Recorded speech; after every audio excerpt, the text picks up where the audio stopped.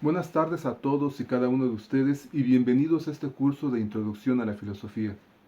En esta primera sesión abordaremos el tema de qué es la filosofía, sobre todo con el propósito de contar con tres ámbitos o dimensiones fundamentales en su formación como estudiantes de filosofía. La primera de ellas evidentemente va a consistir en tener una mínima o básica definición acerca de qué es la filosofía, un poco respondiendo a las concepciones tradicionales más clásicas que se han dado de esta disciplina, así como una visión un poco más actual, sobre todo en función de entender la importancia y la actualidad de la filosofía en esta época. El segundo de estos campos que el día de hoy quisiera abordar con ustedes es que tengan un panorama elemental pero suficiente en la dimensión de lo histórico para dimensionar y posicionar el desarrollo y las diferentes fases de la filosofía. Y por último, un tercer campo o ámbito acerca de las diferentes subdisciplinas o ramas de la filosofía: metafísica, ética, estética, lógica, que nos permitirían dar los primeros pasos en relación a entender cómo es que eso que es la filosofía y que se ha desarrollado a lo largo de la historia por diferentes pensadores, escuelas o corrientes, se ha llevado a cabo en concreto, es decir, metodológicamente. Pues bien, la pregunta de qué es la filosofía es un tópico, un motivo clásico, tanto en los libros de filosofía como en los cursos, como incluso al interior de ciertos pensadores o ciertos sistemas.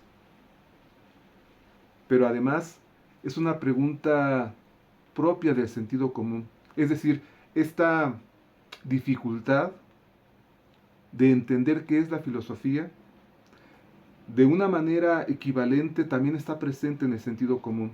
Es decir, la mayoría de las personas también, si es que llegan a preguntarse o a interesarse o a tener contacto con alguien como ustedes, dedicados al estudio de la filosofía, se preguntan qué es la filosofía. Y pues bueno, así como en la preparatoria, los primeros cursos introductorios o dedicados a la filosofía inician con esta pregunta. Y la respuesta ya es un tópico que seguramente muchos de ustedes ya habrán escuchado o ya les habrán dicho. La filosofía etimológicamente se define como filos, amor, o filia, amor, sofos, verdad, sabiduría, amor a la filosofía. La filosofía sería este amor o esta filia. Para que se ubiquen un poco en relación al significado de este término erótico, amoroso en la antigüedad griega, es útil pensar sus equivalentes etimológicos en los usos del español. Y estos usos en el español de esta palabra filia los encontramos en la palabra filial. Lo filial es lo fraterno, aquello, aquella relación establecida a través de la sangre con nuestros más cercanos. Entonces, el término filia tendría ecos en el español en relación a este amor incondicional, idealmente, que se supondría tenemos por nuestros más cercanos, por nuestros familiares, por nuestros hermanos, incluso coloquialmente, cuando tenemos un amigo o una amistad muy cercana, cuando la sentimos extremadamente cercana, la calificamos de una hermandad, lo llamamos hermano, como una forma de hacer explícita esta relación de amistad extraordinaria, erótica, porque recordemos, el eros, el amor, y ustedes lo saben, todos lo sabemos, no se reduce únicamente a la cuestión sexual o de pareja. El eros, el amor, está presente y es fundamental en la vida de todos los seres humanos y en las relaciones de todos los seres humanos y no humanos. Es decir, las personas, los seres humanos necesitan, requieren de una dimensión afectiva o emotiva en sus relaciones, en sus conductas y en sus comportamientos. Imagínense, ¿quién haría algo laborioso, difícil, solamente por el hecho de hacerlo? Todos necesitan una motivación y esta motivación está en el ámbito de los afectos, de lo erótico, del amor. Trabajamos como trabajamos, para otros o para nosotros mismos, por el amor que nos tenemos a nosotros mismos, para sobrevivir o darle el sustento a aquellos que amamos. Hacemos algo, como en este caso la filosofía, extremadamente difícil, pongamos un poco difícil y complicado. Si lo hacemos y tratamos de entenderlo y llevarlo a la práctica, es por amor. Si nos involucramos en el aprendizaje, por ejemplo, del tocar un instrumento musical, que es también difícil, requerimos de una motivación, es decir, una dimensión afectiva. Entonces, cuando en el concepto tradicional de la filosofía se remita al término filia o filial, nos estamos remitiendo a una relación fraterna, amorosa, en estos términos, de aquello que mueve, el amor como un motor, como un impulso que nos lleva a actuar, a hacer, y no de cualquier manera, sobre todo intensamente. Piensen en los amores más importantes de cada uno de ustedes. ¿Qué estarían dispuestos a hacer por ese amor? Entonces, en el mundo griego se pensaba la filosofía como esta, incluso posesión, si pensamos en Platón y en Sócrates, amorosa, que tiene aquel que ama la sabiduría, el sofos. Y bueno, aquí entramos al segundo elemento de esta definición clásica. El sofos o la sabiduría sería también clásicamente distinta a una verdad ya acabada y dada desde siempre y para siempre. El sofos griego sobre todo sería entendido en los términos de un conocimiento plástico, inmóvil, vivo, cambiante. Así como cambiante y plástico y transformadora es la vida de los seres humanos en lo particular y en lo general.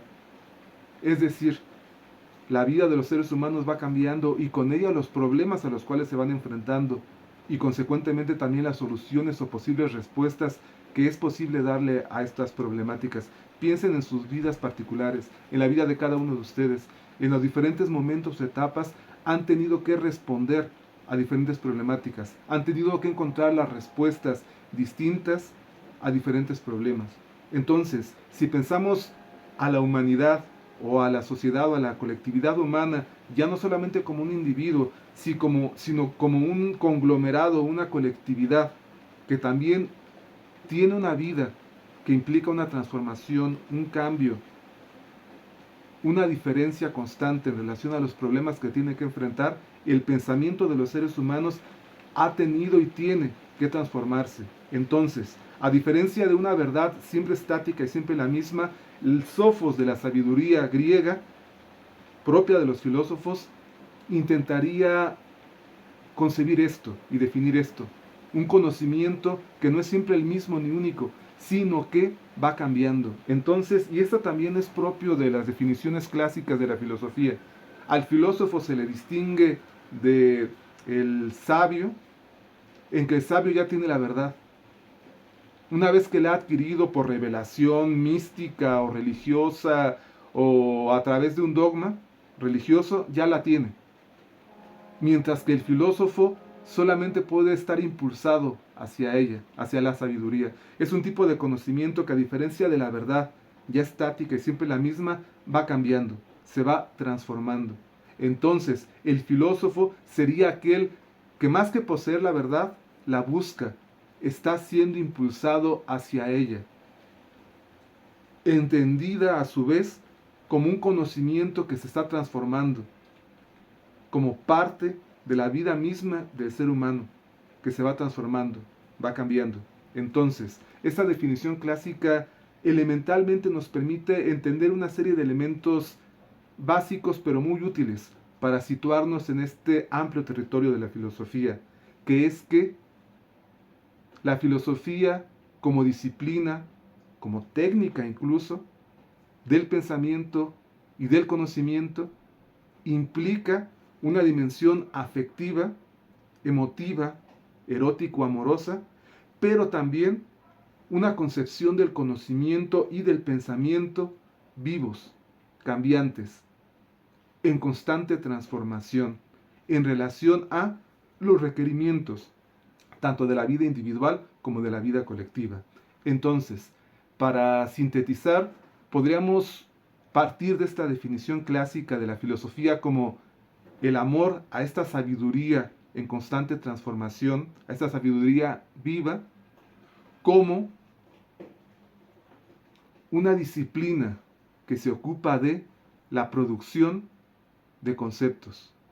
Y aquí ya entramos en un ámbito un poco más técnico y más actual, más contemporáneo, sin descartar por completo lo anterior. Empezamos con esta concepción clásica porque es útil y porque es vigente y porque a pesar de que haya estas transformaciones y estos cambios en la vida de los seres humanos, también hay constantes.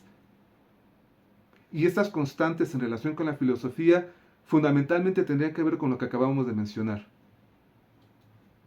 Que la filosofía, que la búsqueda del conocimiento necesariamente tiene que tener una dimensión afectiva o emotiva.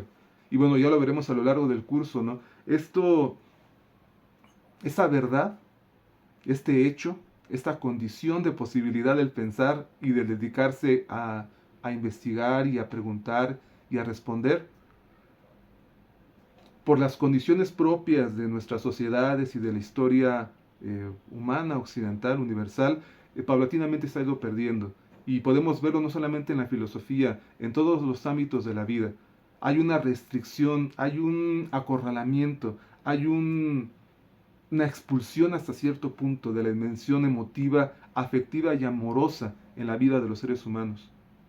Es decir, a pesar de que la primera motivación sea este amor, esta filia que acabábamos de mencionar para hacer lo que hacemos y empeñarnos como nos empeñamos a hacer cosas tan difíciles como estudiar o cualquier trabajo, piensen en cualquier trabajo, ¿por qué trabaja la gente?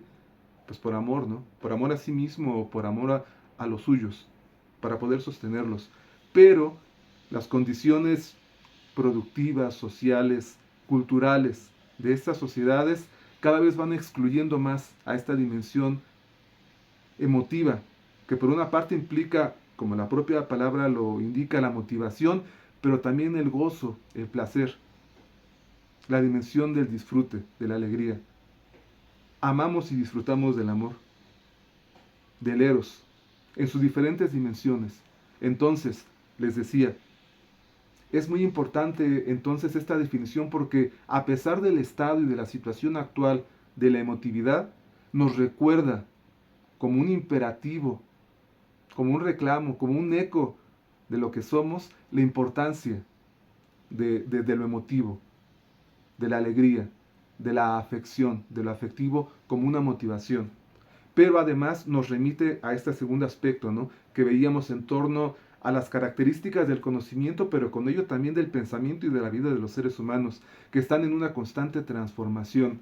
Y esto además nos permite plantear la cuestión de la actualidad de la filosofía, ¿no? Si siempre fuera todo lo mismo, la realidad y la vida de los seres humanos igual, pues ¿para qué seguir pensando? Bastaría únicamente con revisar lo que ya se pensó, lo que grandes pensadores habitados o poseídos por esta emotividad, este amor ya han pensado.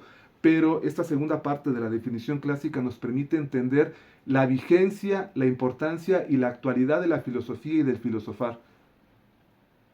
Sí, la vida de los seres humanos cambia y la realidad y los problemas a los que se enfrentan son distintos y también cambian, es necesario seguir pensando. Y aquí entramos a este segundo aspecto que les mencionaba, que sería el de una definición un poco más concreta, ¿no? Sin prescindir o despreciar completamente la clásica, ¿no? Con la cual se inician los cursos de filosofía o los libros de introducción a la filosofía.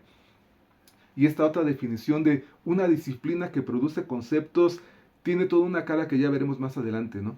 Toda una carga y todo un contexto, toda una situación nueva, moderna, propia de una nueva forma de vivir de los seres humanos en la historia más actual, más reciente, ¿no? Porque implica transformaciones en el mundo, en la sociedad y en el pensamiento.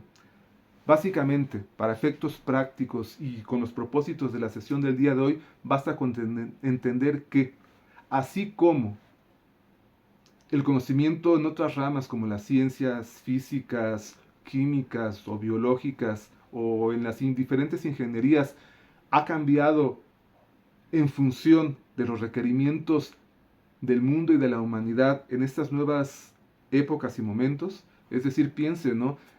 Podría ser la misma la ingeniería de hoy que la de hace 500 o 1000 años? ¿Eran los mismos los puentes que se requerían?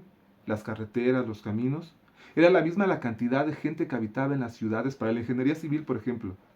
¿O se requiere otro tipo de conocimientos, de técnicas, para poder hacer posible el funcionamiento de estas ciudades? O en la medicina, por ejemplo, ¿no? O la agroindustria, la producción de alimentos. A lo que quiero llegar con esto es que la filosofía no está al margen de todas estas transformaciones.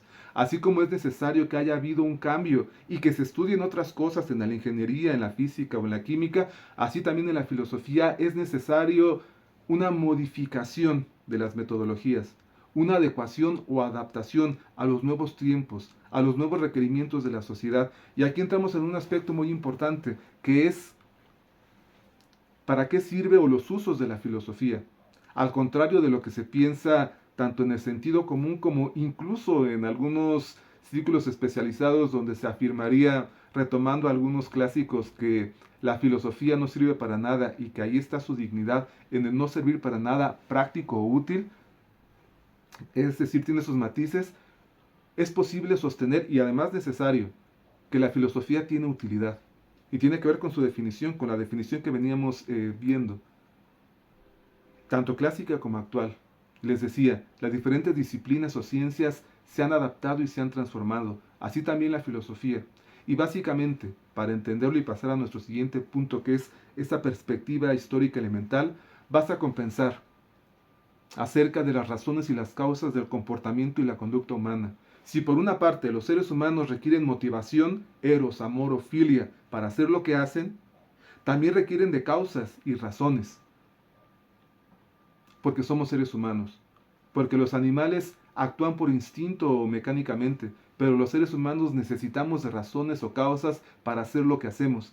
Y basta para entender esto un ejemplo muy básico. La política pública o las leyes o el gobierno. ¿Por qué un ciudadano, un súbdito o ahora un ciudadano acataría las leyes? Por ciertas razones o causas. ¿Y quién o dónde se dan estas razones o causas? En la filosofía, fundamentalmente en la filosofía política. A pesar de las transformaciones que en el curso veremos, siguen vigentes como fundamento y legitimación de los diferentes sistemas legales y normativos y estructuras orgánicas del Estado y el gobierno, las razones que han dado los diferentes filósofos políticos, las diferentes corrientes de filosofía política. Es decir, por ejemplo, ¿no? En relación a la Constitución, hay ciertas teorías filosófico-políticas que fundamentan la legitimidad y las razones por las cuales es necesario obedecer las leyes constitucionales y las leyes secundarias que se derivan de estas. Y de una manera un poco más próxima, ¿no? Cualquier persona, además de la motivación, requiere de una razón o un conjunto de razones o causas para hacer lo que hace. Esto no implica que sean necesariamente verdaderas o falsas, pero sí implica que tiene que tenerlas para poder actuar como actúa. Y les decía, sobre todo en relación ya no únicamente a las motivaciones propias, sino a las motivaciones colectivas o ajenas. ¿Por qué hemos de obedecer a otros? ¿Por qué hemos de obedecer las leyes? Para evitar un castigo, uno podría pensar, pero es más que eso. No únicamente en la dimensión punitiva o del castigo o de los delitos. Pensemos en las diferentes acciones, conductas o comportamientos que realizan las personas. Desde el trabajo o la obediencia hasta diferentes tipos de comportamiento en relación con nosotros. Es decir, qué podemos hacer y qué no podemos hacer en relación a los otros. Qué les podemos hacer y qué no les podemos hacer. O incluso, qué podemos permitir que los otros hagan en relación con nosotros. Todo esto está mediado no únicamente por la emotividad, que ya de por sí es importante, sino también por ciertas ideas que generalmente y tradicionalmente han derivado, han sido producidas en la filosofía. Entonces, para resumir, la filosofía, la utilidad de la filosofía tiene que ver con estas definiciones básicas que habíamos dicho y sobre todo con la definición más actual de la filosofía, que podría consistir en esta idea de una disciplina que produce conceptos. ¿Por qué es necesario producir los conceptos, es decir, las ideas de lo que son las cosas? Porque estas cosas van cambiando y lo que es más importante, los problemas que implican, es decir,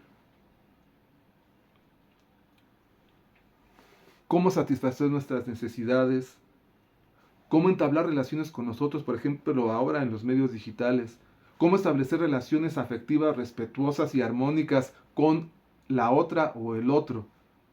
Es decir, todo esto implica una serie de razonamientos, como exigencia hacia el otro, pero también como adaptación de nosotros mismos a los imperativos o las exigencias de los otros. Cuando son dos ya es complicado. Cuando son cuatro, un grupo, ya es complicado. Ahora imagínense cuando pensamos en los miles de personas que comprenden las sociedades en la actualidad. Entonces, la filosofía sigue siendo importante y útil y sigue teniendo importancia sus usos, sobre todo porque los problemas que hoy enfrentamos no son los mismos que a los que se enfrentaron los filósofos de la antigüedad o de la Edad Media, ni siquiera a los que se enfrentaron los filósofos de hace 100 o 50 años.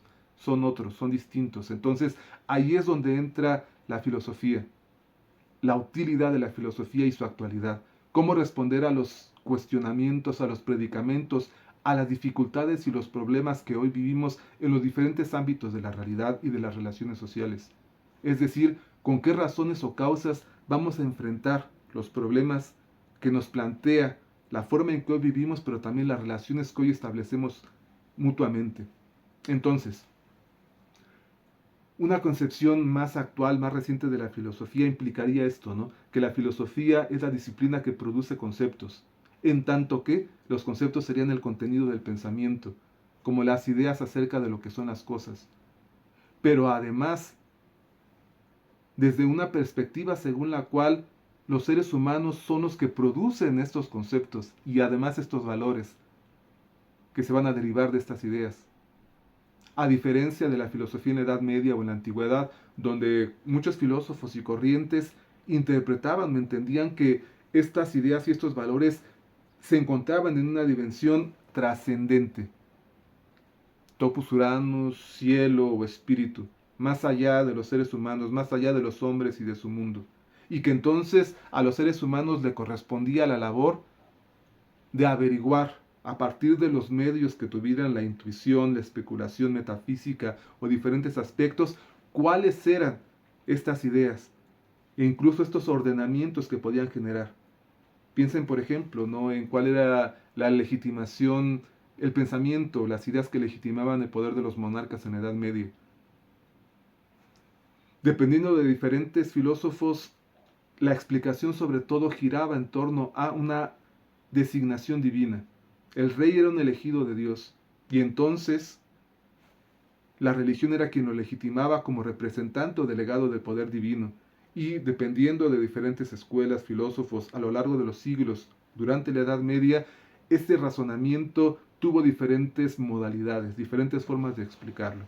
Y esto nos permite entonces entrar al segundo ámbito o dimensión de nuestra clase del día de hoy, que sería la dimensión histórica de la filosofía. Y les decía, básicamente hoy nos interesa que se vayan con una visión elemental de la relación de la filosofía con la historia, de la filosofía occidental con la historia universal, pero además me interesaría, ya lo veremos más adelante, que tengan una perspectiva un poquito más allá de esto, un poquito más crítica, en relación a que la filosofía, si bien ha sido cultivada, registrada y desarrollada en el ámbito de la cultura occidental, es decir, la cultura o la civilización que nace y se desarrolla en Europa, en el mundo europeo, ha habido, hay y muy probablemente por los cambios que hemos mencionado, haya otras formas de pensamiento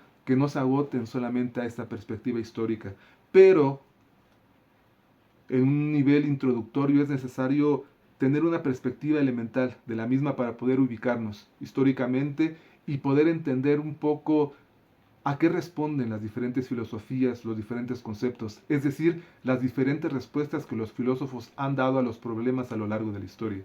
Y les decía, Entonces, para esta dimensión es importante entender que el pensamiento y la filosofía, como esta relación, esta adquisición, esta búsqueda del conocimiento en torno a la realidad para responder a los problemas cambiantes de los seres humanos, ha pasado por diferentes momentos históricos, por diferentes etapas.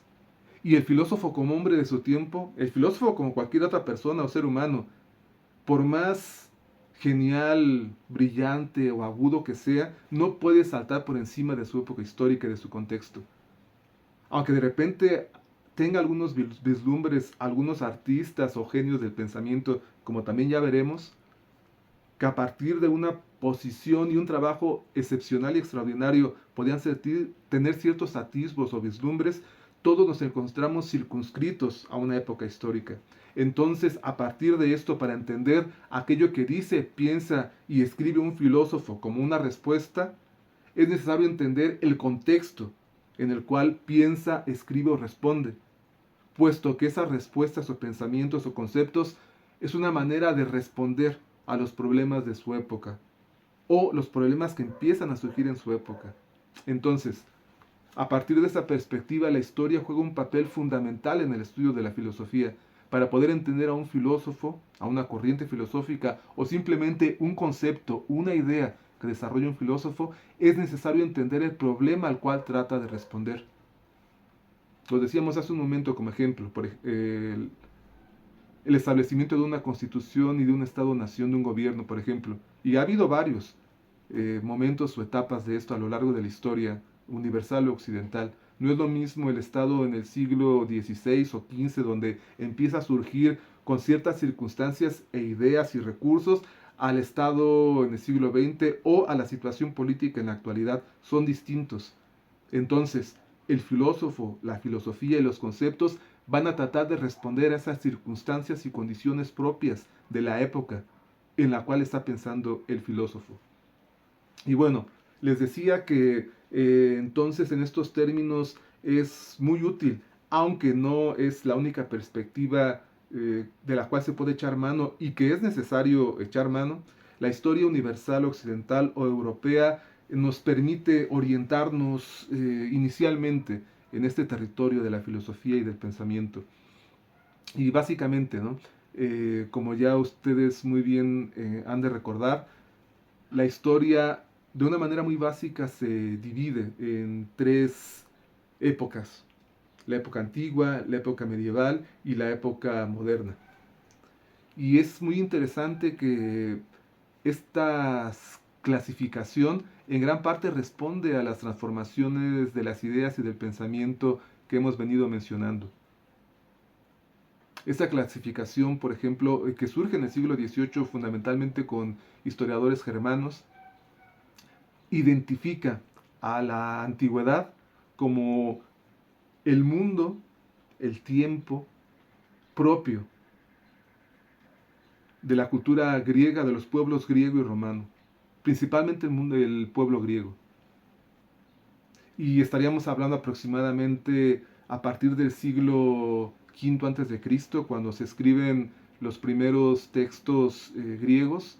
Estaríamos pensando en Hesiodo y Homero, hasta la caída del Imperio Romano de Occidente, que sería aproximadamente el siglo II después de Cristo. Este primer periodo se identifica por parte de los historiadores germanos como el inicio de la cultura y la civilización occidental. Cultura o civilización occidental que, les digo con ciertos cuidados, ¿no? Consistiría en este mundo global que hoy vivimos, en una concepción de la humanidad según la cual esta conexión, comunicación e integración del mundo, como hoy la conocemos, iniciaría en este momento histórico. Ya sea como conocimientos científicos, matemáticos, médicos, históricos, pero fundamentalmente filosóficos, puesto que en este periodo, sobre todo en la Grecia clásica, particularmente en Atenas, surgirían, según esa perspectiva germana, los conceptos principales o fundamentales de la filosofía en sus diferentes disciplinas. Es decir, la idea del surgimiento del universo, de lo divino, de la forma de gobierno, del arte, de los diferentes sistemas de valores para interactuar entre los hombres. Es decir, los historiadores germanos y filólogos identifican este periodo de la historia como el momento en el cual surgen las raíces y los fundamentos de lo que hoy entendemos como la civilización humana. Les digo, es cuestionable, pero es útil, puesto que la mayor parte de los filósofos y las tradiciones de pensamiento se han basado en esta concepción. Y para orientarnos entonces en el pensamiento y en estas tradiciones es necesario saber ubicarnos en esta periodización, a pesar de que no sea del todo cierta, e incluso necesario cuestionarla y pensar en otros términos. Pero les decía, como parte de un proceso introductorio es importante entenderlo. Y entonces este surgimiento o cuna de la civilización y la cultura, a partir del surgimiento del arte, de la filosofía, de la medicina, de la historia, sería retomada por los romanos, por el pueblo romano. A partir de diferentes procesos históricos, los romanos retomarían, incluso directamente, nada más cambiándole el nombre, incluso en algunas ocasiones solo, del griego al latín, los conceptos, las ideas, incluso las divinidades del mundo griego. Entonces, por eso está este conglomerado o este bloque unitario, como la antigüedad, consistente tanto en la cultura y la civilización del pueblo griego como romano.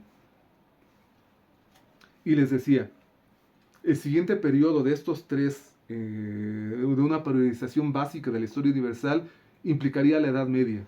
La Edad Media, sobre todo, se piensa tanto en relación con la caída del Imperio Romano de Occidente, como con el surgimiento y predominio del cristianismo, puesto que va a plantear otra vez nuevamente, ¿no?, la importancia de la filosofía y de la utilidad de la filosofía, una nueva forma de organización de la sociedad, pero también una nueva forma de pensamiento, una nueva forma de organización del gobierno y de las relaciones entre los hombres, que van a basarse no solo como motivación, sino como causa y razón a partir de otros conceptos o de otras ideas, ideas fundamentalmente religiosas.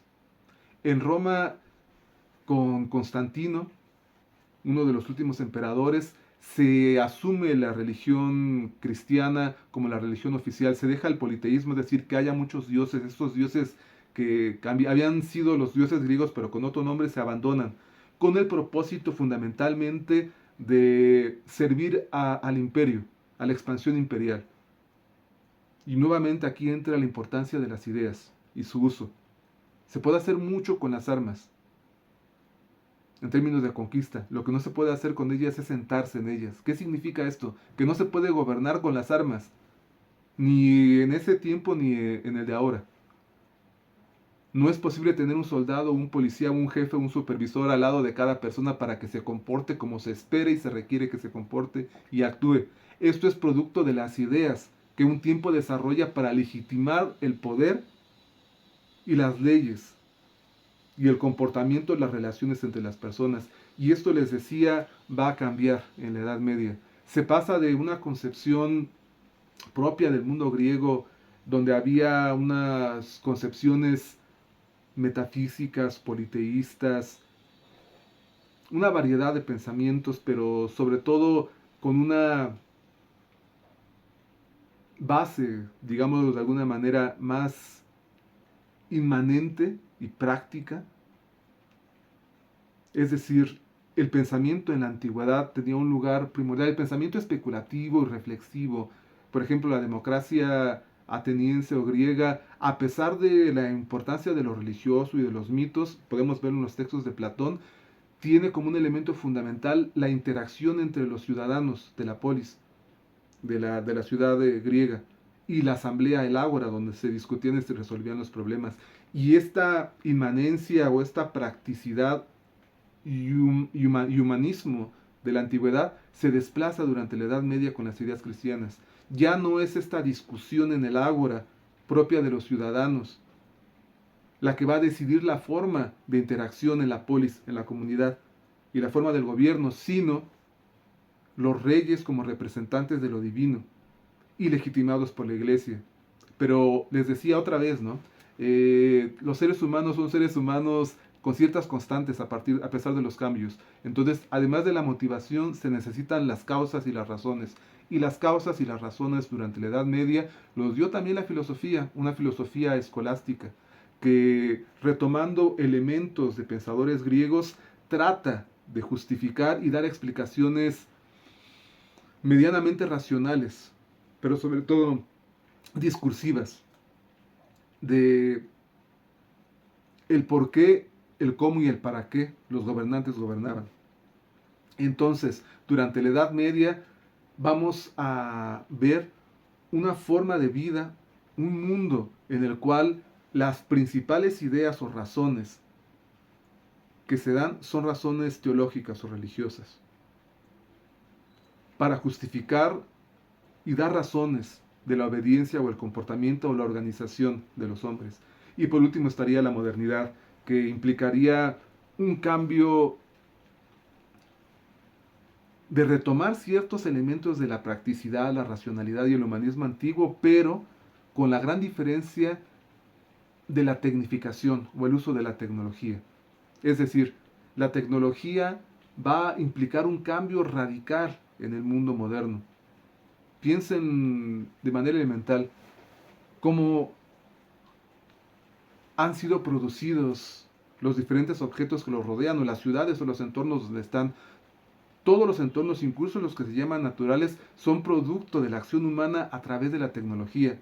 Y también nuestros comportamientos y nuestras ideas. Entonces, la modernidad va a implicar un cambio radical, sobre todo producido e influenciado por la tecnología, por la capacidad de los seres humanos de transformar su entorno y sus relaciones sociales, con el propósito de superar y dejar atrás este mundo medieval, donde había justificaciones y razones trascendentes, para convertirlas en justificaciones y razones científicas y pragmáticas o útiles. Es decir, la justificación, por ejemplo, de los gobiernos ya no está en la delegación del poder divino legitimado por los religiosos, sino en un razonamiento humano a partir de lo que es mejor para la comunidad. No únicamente lo mejor, lo necesario para la sobrevivencia de la sociedad o de la comunidad, y después para su mejoramiento. Es decir, ya no se trata de que venga un teólogo, un religioso, un sacerdote a decir lo que tenemos que hacer, sino que se plantearía que todos los seres humanos vean el carácter democrático y humanista de la modernidad. Todos los seres humanos, como depositarios de la razón, como seres racionales, tienen la capacidad de participar en la deliberación de las leyes. Por eso, por ejemplo, esta conceptualización de los diputados de la Cámara de Diputados o senadores, son diputados y senadores porque representan a todos los ciudadanos, que en tanto racionales son capaces de entender qué es aquello que es mejor para el colectivo, qué es aquello necesario para la sobrevivencia del colectivo y para su mejoramiento. Entonces, lo que vemos es una transformación del contexto problemático, pero también de las causas y razones que van a motivar el comportamiento y la conducta de los seres humanos. Y bueno, para finalizar entonces, únicamente me gustaría cerrar esta sesión tratando de retomar todo lo que vimos el día de hoy para entender la importancia y la actualidad de la filosofía. Es decir, que en este intento de responder a la pregunta ¿qué es la filosofía?, podemos vislumbrar, entender y ser un poco más sensibles, espero, de la actualidad y la importancia del pensamiento filosófico. Si, como vimos, la filosofía busca responder a los problemas cambiantes, plásticos, en transformación, a los que se enfrenta la vida de los seres humanos individuales y colectivos, esta época, como otras, y quizá en ciertos aspectos incluso más, requiere de filosofía, requiere de seguir pensando, con el propósito de responder a los problemas actuales, pero también con el propósito de encontrar nuevas soluciones a los problemas y las problemáticas que el día de hoy enfrentamos cada uno de nosotros, puesto que, así como en la antigüedad, hay ciertas constantes de las cuales participamos, que son la motivación. Necesitamos de la filia, de este amor y este erotismo para hacer lo que hacemos y que nos impulse a esforzarnos y llegar a más de lo que queremos poder, pero también necesitamos de razones, causas y explicaciones en relación a lo que hacemos y a lo que es necesario hacer para poder vivir de una mejor manera, tanto en lo individual como en lo social. Y bueno, eso ha sido nuestra primera sesión del curso. Les agradezco mucho su atención y nos vemos en la siguiente sesión. Muchas gracias.